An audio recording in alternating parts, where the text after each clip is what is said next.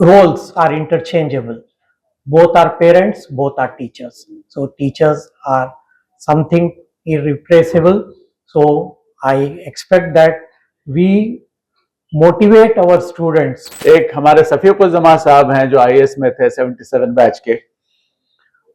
उन्होंने किताब लिखी है problems of minority education.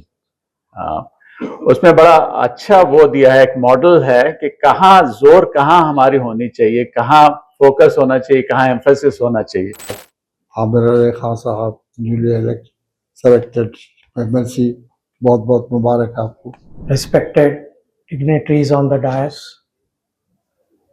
distinguished senior faculty members, principals, teachers, and my dear friends. Assalamu alaikum wa rahmatullahi wa barakatuh. You have all chosen a profession which Allah subhanahu wa ta'ala has praised.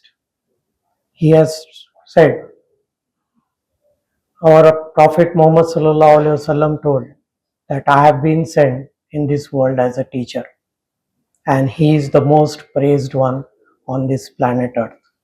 So you are following the legacy of our beloved Prophet Muhammad sallallahu alaihi wasallam, and you have to be proud of it.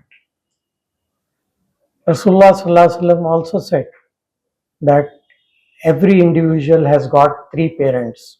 One are those who has given birth to you, through whose sperms you have been brought into this world.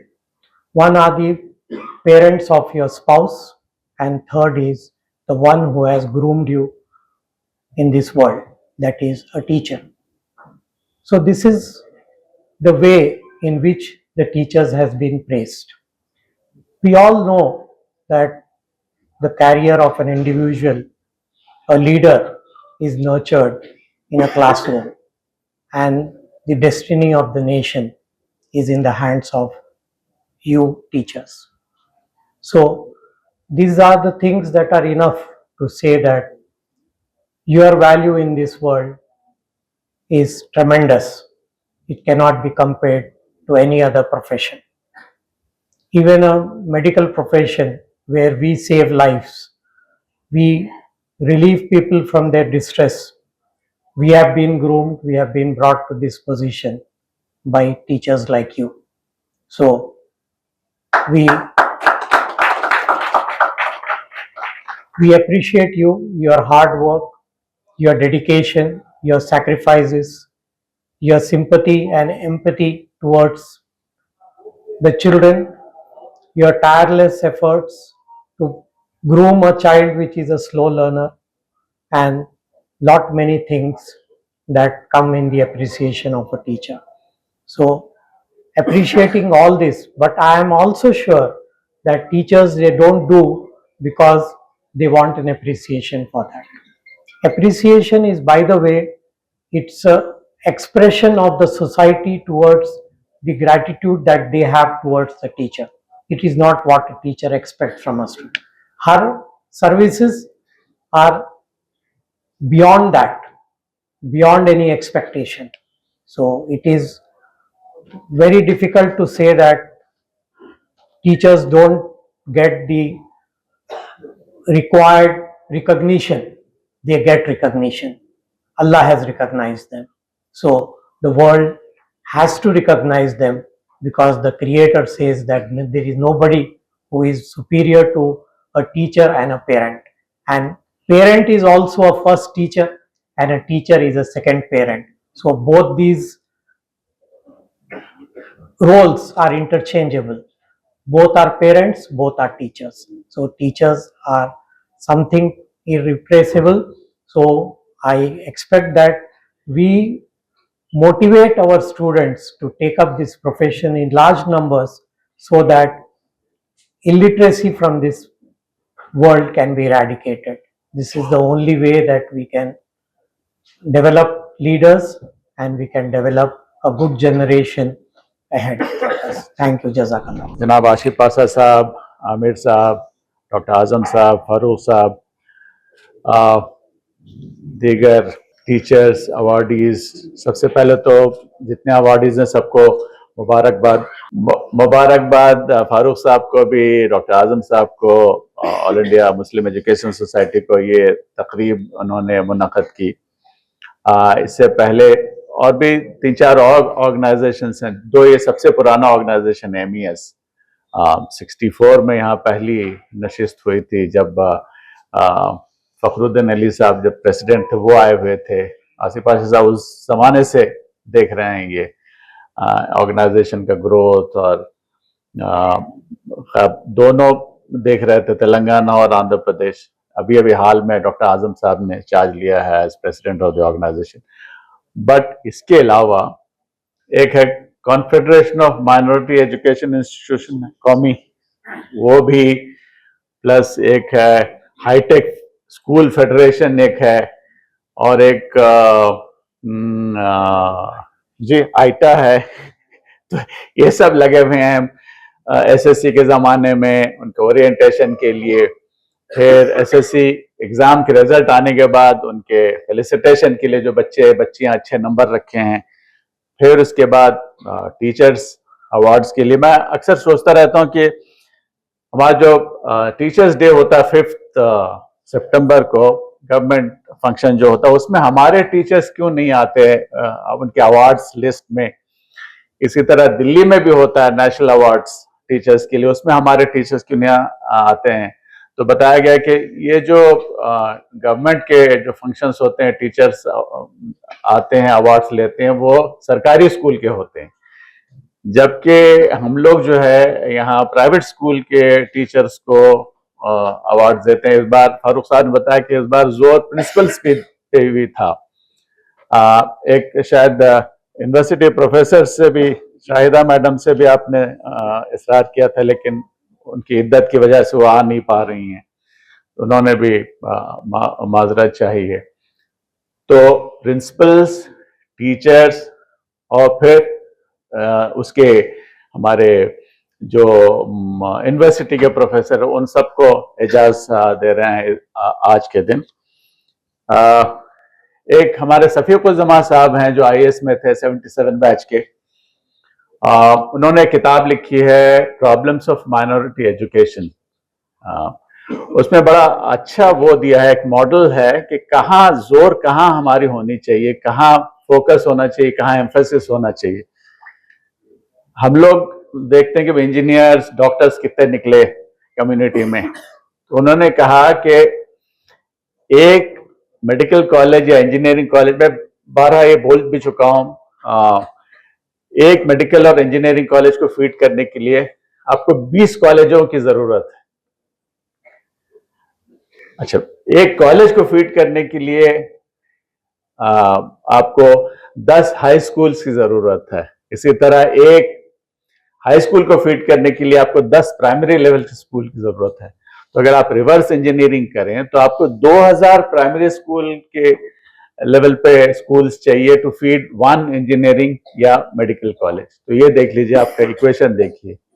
तो बहुत बहुत जरूरी है कि लोग मुझसे पूछते हैं भाई आप स्कूल के फंक्शन में क्यों जाते हैं आप, तो मेरा कहना है फीडर कैटेगरी तो यही है भाई। जब तक आप इसमें सींचेंगे नहीं, जड़ पे आप पानी नहीं देंगे, खाद नहीं देंगे, उसकी देखभाल नहीं करेंगे, मट्टी नहीं बदलेंगे, ये पौधा बढ़ेगा कैसा? पौध बढ़ेगा तभी तो इसमें फल फूल आएंगे। स्कूल के लेवल पे बहुत जरूरी है। और एक हैं डॉक्टर आरिफ साहब हैं, असम काडर में प्रिंसिपल सेक्रेटरी हैं, आंध्रा के ही हैं, यहाँ काम कर चुके हैं आंध्रा में डेपुटेशन पे, ओंगोल से ताल्लुक रखते हैं। उन्होंने 3 साल से एक मुहिम शुरू किया है, early goal setting dream big. ये ऑनलाइन भी है, ऑफलाइन भी है। ऑनलाइन स्कूल के बच्चों के लिए है, हर शायद सेकेंड या थर्ड संडे के दिन रखते हैं, ऑनलाइन सेशन होता है, AP स्टेट वक्फ बोर्ड की तरफ से ये है। और ऑफलाइन जो है अभी हम लोगों ने शुरू किया, 3-4-5 महीने हो गए हैं, मदीना आपके मदीना स्कूल में होता है, कॉलेज के बच्चे आते हैं वहां पर। इसमें यह है कि अगर आप लोग बच्चों को बताएं नहीं कि आप वो एक अकबर अलाहाबादी का शेर है कि BA पढ़े, नौकर हुए, पेंशन मिली और मर गए, तो हम लोग तो सब यही करते हैं। लेकिन जब तक आपको बच्चों को बताएंगे नहीं भी कहाँ जा रहे हैं आप, क्या कर सकते हैं, पोटेंशियल आपका क्या है, अगर आप बताएंगे, अगर आपको डॉक्टर बनना है डॉक्टर आजम साहब की तरह तो नीट देना पड़ेगा, अगर आपको इंजीनियर बनना है तो जेई देना पड़ेगा, उसके लिए कैसी तैयारी करनी है, क्या पेपर्स लेने हैं, कौन सी कोचिंग इंस्टीट्यूट जानी है, कहाँ अच्छी पढ़ाई होती है।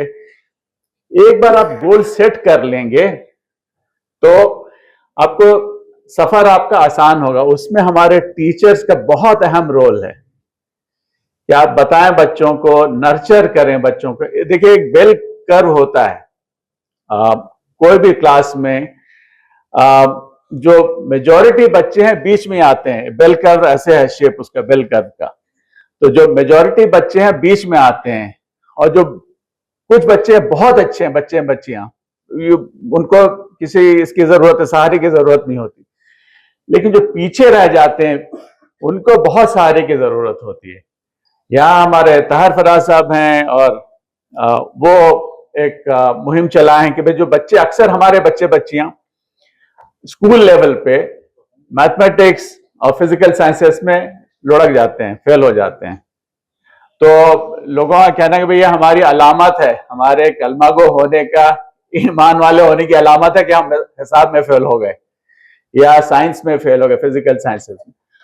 तो इन्होंने एक मुहिम चलाई है कि बच्चे जो कर नहीं पाते हैं ढंग से, उनके लिए आप अलग से कोचिंग देते हैं, बिकॉज फेल हो गए तो इसमें कोई परेशानी, कोई बात नहीं। ये भी आप लोगों को नजर रखना चाहिए कि बच्चे, आजकल स्कूल में साइकोलॉजिस्ट भी आ गए हैं, काउंसलिंग करते हैं कि बच्चे अगर खराब कर भी रहे हैं, परेशानी की कोई बात नहीं है, there are ways to improve them. आप उनको ढारस बंधाएं कि ठीक है कहाँ प्रॉब्लम हो रही है एग्जैक्टली, वो नबस पकड़ के उसके ऊपर अगर काम किया जाए, एक्स्ट्रा क्लासेस हैं, ट्यूशंस हैं, बहुत सारी चीजें हैं जिसके उसमें, बिकॉज वरना इसकी जो नतायज होते हैं आप बारहा देख चुके हैं, ये सिर्फ स्कूल कॉलेज के लेवल पर नहीं है, इंजीनियरिंग कॉलेज आईआईटीज में भी ये होता है। सुइसाइड जो होता है, हराम मौत, उससे बच्चों को अपने बचाएं। आपकी बहुत जिम्मेदारी है टीचरों की। आप माँ बाप तो छोड़ देते हैं 6 घंटे 8 घंटे आपके पास, तब फारूक साहब का एक और तकरीब में मुझसे कहा था कि भाई पेरेंट्स के बारे में भी बताइए, उनकी जिम्मेदारी क्या है। लेकिन आज चूंकि टीचर्स हमारे साथ हैं, मैं टीचर्स की जिम्मेदारी के बारे में बताऊंगा कि भैया माँ बाप, आप उनके सेकंड माँ बाप हैं, तो जब स्कूल आते हैं उनकी जिम्मेदारी आप पे है। खैर आपकी अपनी जिम्मेदारी भी है, इसमें कोई शक नहीं है, आपकी भी फैमिली है, बच्चे हैं, घर गृहस्थी है, अगर लेडी टीचर हैं तो उनके शौहर भी हैं, और तो जिम्मेदारियां आपकी भी हैं, आपकी भी परेशानियां हैं। तो इसके बावजूद भी अगर बच्चों को, अपने बच्चों को जैसे आप देख रहे हैं, वैसे अगर इन बच्चों को भी स्कूल में जो आते हैं अगर देखें, उनकी हैंड होल्डिंग करें, उनकी मदद करें, उनको सही रास्ता दिखाएं। अभी परसों एक फंक्शन था जो ड्रग्स के बारे में, कि स्कूल के बच्चे, कौमी का फंक्शन था, एक बड़ा वो चल रहा है, मुहिम चल रहा है कि भाई बच्चों को कैसे हटाया जाए ये सब चीजों से। इसी तरह सेलफोन के इश्यूज हैं कि बच्चों को कैसे अलग किया जाए ये सब चीजों से। जब तक आप अटेंशन अपना नहीं देंगे बच्चों पे, क्या कर रहे हैं, क्या पढ़ रहे हैं, किसके साथ मिल रहे हैं, कि कौन दोस्त हैं, पढ़ाई सही से कर रहे हैं कि नहीं, सडनली क्यों परफॉर्मेंस ड्रॉप हो रहा है, अगर ड्रॉप हो रहा है तो हेल्थ इश्यूज भी होते हैं। कई बच्चे ऐसे हैं जो बेचारे बोर्ड देख नहीं पाते हैं बिकॉज आई की प्रॉब्लम की वजह से। उनके आई टेस्ट कराया गया तो पता चला कि भाई आप देख ही नहीं रहे तो पढ़ेंगे कैसे। तो इसी तरह बहुत सारे इश्यूज हैं, मैं वक्त ज्यादा नहीं लूंगा। आमिर साहब को भी सुनना है। बहुत बहुत मुबारक हो, दुआएं और नेक ख्वाहिशात आप लोगों के साथ हैं। इंशाल्लाह मुलाकात होते रहेगी और बातें होते रहेंगी। बहुत बहुत शुक्रिया, थैंक यू, खुदा हाफिज़। यूसुफ आजम साहब, हमारे नायब सदर जनाब हुदा साहब, अनवर हुदा साहब, आमिर अली खान साहब, न्यूली सेलेक्टेड एमएलसी, बहुत बहुत मुबारक आपको। और साहब फारूक साहब और क्या बोले हिदायत अली साहब और मोजिज हाजरी। मैं आप लोग सबका शुक्रिया, खासकर मुस्लिम एजुकेशन सोसाइटी तरफ से जो अवार्ड दिया गया है उसका मैं शुक्रगुजार हूँ, शुक्रिया अदा करता हूँ। ये all India Muslim education society की हिस्ट्री से तो आप लोग वाकिफ हो गए। 1960s में केरला में डॉक्टर पीके अब्दुल गफूर और मुमताज़ अहमद खान बेंगलुरु के मिलके सोसाइटी काम करे, जो आगे बढ़ के all India Muslim education society बहुत मुस्लिम कम्युनिटी के तालीम के सिलसिले में बहुत काम किया है सोसाइटी ने। और ऑल इंडिया बेसिस पे इसके बहुत सारे, खासकर बेंगलुरु और साउथ पे केरला और मद्रास में बहुत सारे इंस्टीट्यूशंस से चल रहे हैं। और ऑल इंडिया बेसिस पे जो है हमारे पास आंध्रा में भी काम हुआ था। 1976 में all India Muslim education society की कॉन्फ्रेंस किंग कोठी में हुई थी। बहुत सारे लोग, आप जब यंगस्टर्स जो थे उस वक्त, या काफ़ी बड़े बूढ़े लोग हो चुके होंगे, तो वो लोगों को याद है कि ऑल इंडिया मुस्लिम, जिसमें किंग कोठी पहली दफ़ा पब्लिक के लिए खोला गया था और डॉक्टर फखरुद्दीन अली अहमद साहब के सदर वो प्रिसाइड कर थे। और पूरी गवर्नमेंट तकरीबन के चीफ मिनिस्टर्स और दूसरे मिनिस्टर्स और पूरे ऑल इंडिया से सब रिप्रेजेंटेटिव्स आए थे और बाहर से भी रिप्रेजेंटेटिव, मलेशिया, सऊदी अरेबिया और दूसरी जगह से भी काफ़ी रिप्रेजेंटेटिव्स आए थे और बड़ी सक्सेसफुल कॉन्फ्रेंस हुई थी। उस कॉन्फ्रेंस के बाद जो हैदराबाद में जो इंस्टीट्यूशंस खुले, उसका एक रिजल्ट था कि वो उसके इम्प्रेस होकर जो है बहुत सारे institutions, Madina education society, MJ college और दूसरे डेक्कन मेडिकल कॉलेज वगैरह सब जो है उसके बाद ही जो है एग्जिस्टेंस में आए। एक इम्पैक्ट मिला उसका बहुत बड़ा असर रहा। और उसके बाद भी बहुत सारा काम हुआ है। हमारे डॉक्टर एबे अहमद साहब जो सोमान के सेक्रेटरी थे, काफ़ी वर्क कर चुके हैं एजुकेशन फील्ड में। और उसके हमारे कॉन्स्टिट्यूशन के तहत जो कॉन्स्टिट्यूशन में जो बरात दिए गए हैं माइनॉरिटीज़ के लिए, उसके लिए बहुत सारा काम कर चुके। बहुत ही अच्छा इम्प्रेशन रहा है इसका। और भी बहुत काम करना बाकी है। आंध्रा में ज़्यादा, आंध्र प्रदेश यानी तेलंगाना में और आंध्र प्रदेश में इसकी ज़्यादा पहल हुई, कुछ इंस्टीट्यूशंस कायम हुए। और भी बहुत डॉक्टर हमारे फारूक साहब जो है काफ़ी जद्दोजहद करके आगे बढ़ा रहे हैं उसको और तरीके से। और अब चूँकि डॉक्टर यूसुफ आजम साहब इसके सदर बन गए हैं, तो मैं उम्मीद करता हूँ कि आमिर अली खान साहब की सपोर्ट और हुदा साहब और दूसरे सपोर्टर से इसको और आगे लेके चलेंगे इंस्टीट्यूशंस को। मैं आप लोग सबका शुक्रिया अदा करता हूँ कि जय। Thank you for your words and wishes.